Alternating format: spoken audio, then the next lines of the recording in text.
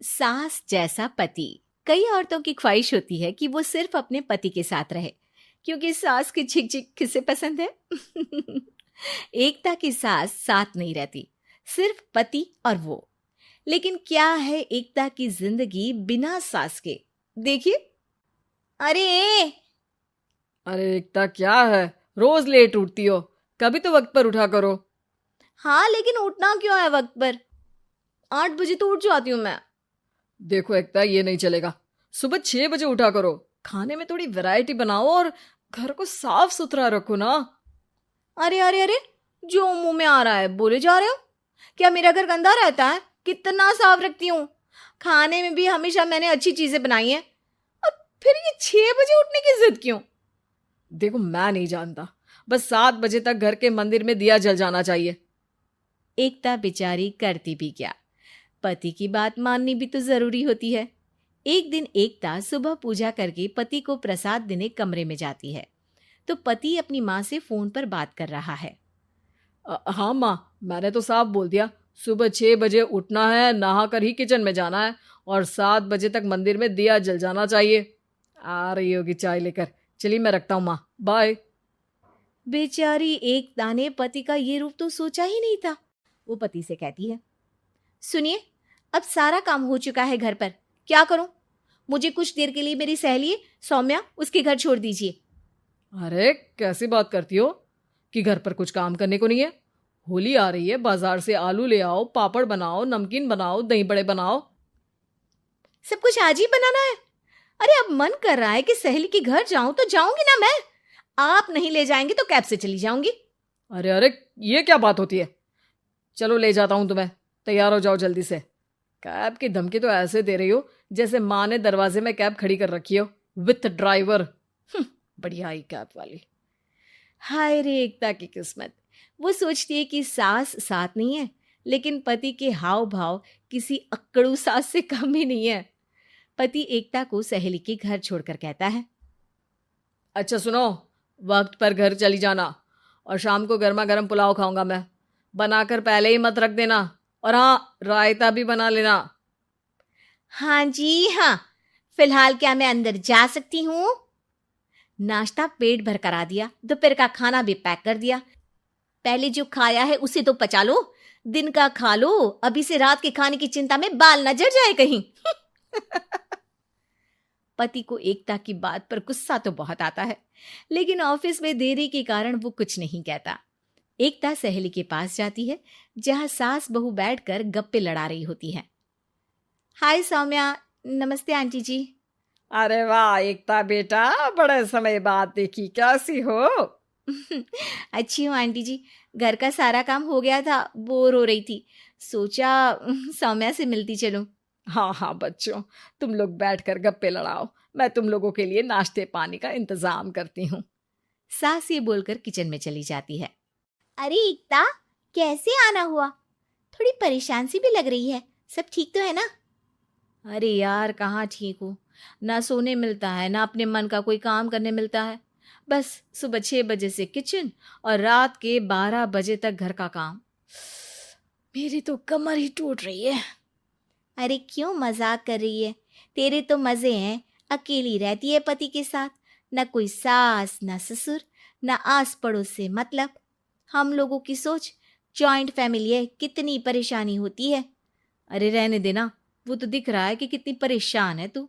सास किचन का काम कर रही है और तू सहेली से गप्पे। ऐसा कहाँ होता है यार।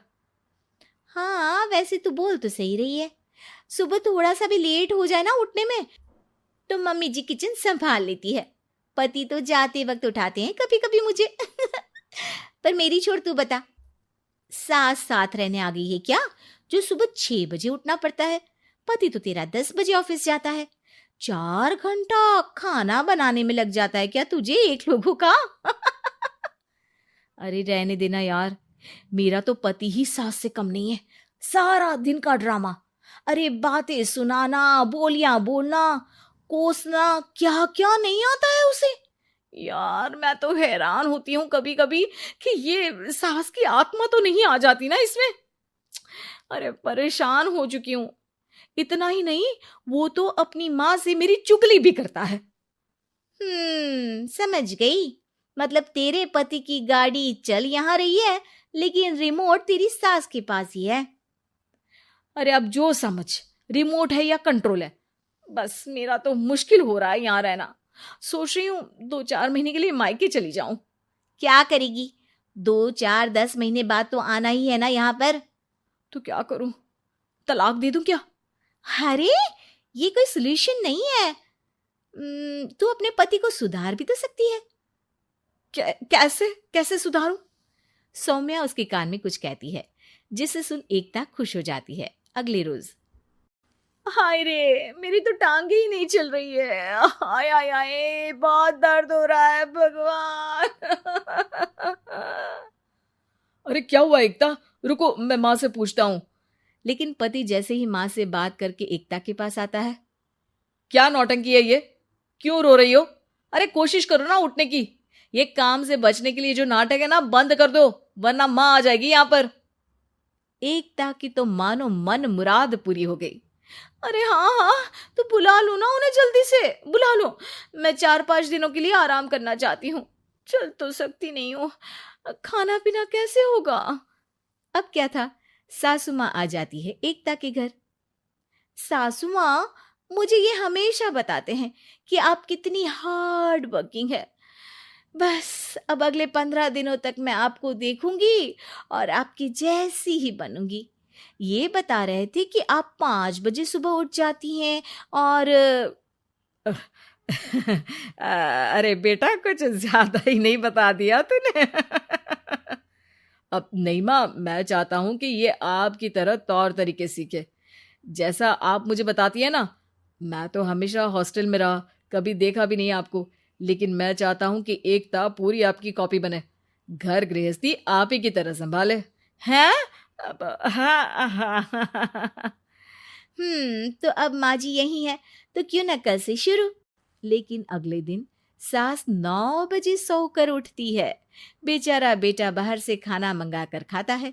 शाम को घर आता है तो सारा घर बिखरा रहता है। अरे माँ, ये घर इतना बिखरा क्यों है? अरे वो बेटा, आज वक्त ही नहीं मिला किचन से। सुबह का नाश्ता, दिन का खाना, अब रात को तो मेरा मन ही नहीं है कुछ बनाने का, तो बाहर से ही ले आ, या दिन का जो खाना बचा है ना वही खा लेना। ओ माँ, इससे अच्छा तो एकता घर रखती है, भले ही आराम आराम से काम करती है, लेकिन आज तक मुझे बासी खाना नहीं खिलाया। खुद तो तुम 9 बजे उठी हो, वो तो फिर भी 8 बजे उठती थी।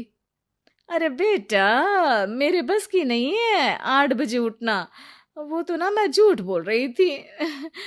मैं तो चली अपने घर। अरे कम से कम तेरे पापा मुझे सुबह की चाय खुद तो बना कर देते हैं ना। ना जी ना, मुझे नहीं रहना अपने बेटे के पास।